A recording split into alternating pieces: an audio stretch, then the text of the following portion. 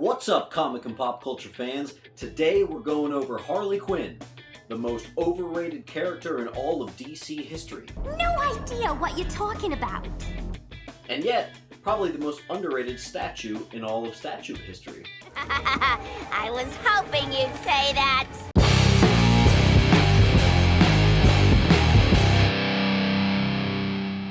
Alright guys, we're going to do a full review on the Harley Quinn premium format. Had it for about probably over 2 years now. One of the best statues I have in my room. Absolutely beautiful, dynamic, super cool. Before we do that, don't forget to like and subscribe, and make sure you comment below. We're getting really close to that 500 subscriber. First place wins a Killer Croc versus Batman statue. Second place gets a CGC 9.8 of Ragman #1. And our third place is going to get a Nightwing Batarang from the Titan show. Alright guys, we're going to jump into the review, but first let's do required reading and quick backstory on Harley Quinn. Harley Quinn is a supervillain to Batman, most commonly known as Joker's girlfriend, although she has her own strong solo career. Born Harleen Quinzel, she had been working as a psychiatrist at Arkham Asylum, where she was assigned to the Joker and fell in love with him. This led to her adopting her own costume persona, adapting the word Harlequin to assist him in escape and cause further mayhem. Their relationship is passionate and continuously off and on, with Harley's best friend Poison Ivy constantly encouraging her to break up with him for good. However, Harley's love for the Joker brings her back to his side, with the Joker himself demonstrating a keen need for her despite himself. When not with the Joker, she's been working mostly on her own in Gotham City, sometimes teaming up with her other friends. Her special abilities include an enhanced physiology due to chemical experimentation, giving her increased strength, agility, and durability. She's been a member of the Legion of Doom, the Secret Society of Supervillains, Sinestro Corps, and the Female Furies. Harley was originally created by Paul Dini and Bruce Timm as a character on Batman the Animated Series and has become a fan favorite since. If you want to pause the video here, this is what I consider to be the most dope portrayals of Harley Quinn that exist. Alright, let's do this. We're going to go into the paint, the sculpt, and the colors first. Alright guys, we're going to start it out with those cool shoes there. Absolutely great. One thing you'll notice probably right away is the fabric on this looks fantastic. Only psych, it's not fabric. It's Sculpt. So they did an amazing job. It actually looks like latex. See how it shines there? It really looks like it was sewn in. I apologize for the dust on the statue. I should have extra dusted it before I did that. That looks like real stitching. That is actually done on. Super cool piece of Robin's cape we've got back here with the pink handcuffs for super fun time with Mr. J. I love the belt and the differentiation they put in between everything. It looks really good. Moving up, her abdomen is, look at that shine, guys. The skin tones are perfect on this. The hands are perfect. They really went hard with this one. I've been really impressed for years. I've had this thing a while. Here's the mallet with Bud and Lou etched into the side. Bud and Lou are her hyenas. My statue actually has a slight issue. See right there on that shoulder, there's a little bit of that red stitching got nicked, and I didn't notice it until kind of recently, but hey, what are you gonna do? It looks great all around. Let's bring it up to the best head sculpt. One of the best head sculpts in my collection, I think. I love how they managed to get her mouth right. A lot of statues don't go all the way to the side of the mouth, and her mouth has depth there. And the lipstick looks perfect. She looks crazy, absolutely crazy. I like that it's the OG helmet there, OG colors. All around, it doesn't get much better than this, guys. Alright guys, you knew I was going to like this piece. Watch me go. Paint, 10. Sculpt, 10. Colors, 10. That's right. So let's talk about her design and pose. So right off the bat, the design is fantastic. I can say this because I've had it for almost 3 years. Yes, this piece is pretty old. Time's going by really fast. She's just in by one peg. Down there, it hasn't come loose. It hasn't done anything. She's even got body parts going off here. She's got her Bud and Lou mallet there. Nothing's broken off. It's perfectly weighted. I can easily move this piece, and I do move this piece a lot. I change my room a lot. So the design has kept up through the years. I have nothing but positive things to say about it. There's never been any lean, and this is because Sideshow's been putting more time and effort into making cooler dynamic poses. It really shows off here. The pose is certainly an interesting one. She's kind of contorted, she's got a leg back.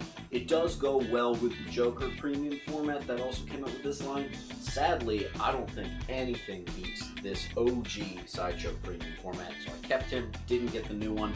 Plus I heard the new one had problems like fitting into the base or something, and apparently everyone had this problem, so I said forget it. Anyway, this pose looks great. She's jumping off of her platform. It looks like it's going to be exploding. She's got that manic, crazy bitch look in her face that I've known so well through my travels in life. Some unfortunate women. But hey, she has to be displayed low, which I think is refreshing. I have so many statues that have to be displayed up high. It's nice to have a few that have to be displayed low. She's looking a little bit off to the left a little bit, so you got to make sure that she's kind of low and a little bit off to the side, a little bit like this. Thought it was a really clever pose. It does run into an error or two here with how you can display it. You know, it does look good from certain angles better. So I think we're going to give the pose a 9 out of 10, while we give the design that full 10. Let's talk proportions. She's perfect. I put her next to anybody. She fits right in. Perfect quarter scale statue.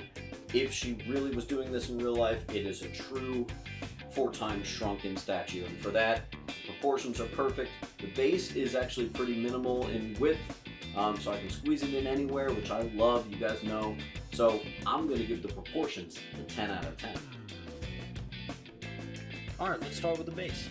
Looks pretty good. She's kind of being like blown off this raft thing. I kind of picture her on like the shores or the docks of Gotham or something. The only thing I have a slight complaint with is the popcorn looking explosives. Just the fuse. I think the explosives are fine. I like that the little circus bolts here, some of them are broken, some aren't. If it comes broken, I assure you, it's actually supposed to look like that. Don't be upset. Get a quick look in back there. Old rusty oil can being blown up. Looks pretty sweet. It's a very action pose, very dynamic, very explosive, and I think this base portrays that. Alright guys, I'm going to give that base a nice 8 out of 10. Respected grade, could be better, but hey. Alright, my favorite category, coolness and likeness. So we're going to start with coolness. She's really cool. It's because of the pose that helps her be so cool too. They really took a risk with this pose, her jumping out the way she is, and with the explosions happening at the bottom, the manic look in her face, the popping colors, the mallet with Bud and Lou on it. This one really is super cool. We're going to give the coolness a 10 out of 10. Let's talk about this likeness. So there is another head sculpt. It's in the box, in my attic. I wasn't even going to grab it. I have never seen anyone displayed with this head sculpt. Not that there's anything wrong with it. There's nothing wrong with it. It's perhaps a little bit too exact of a facial figure that you don't maybe want. And that's why we're doing the classic. She's already wearing the classic outfit. Why would you have her do anything but the classic head sculpt? This is classic OG Harley Quinn here.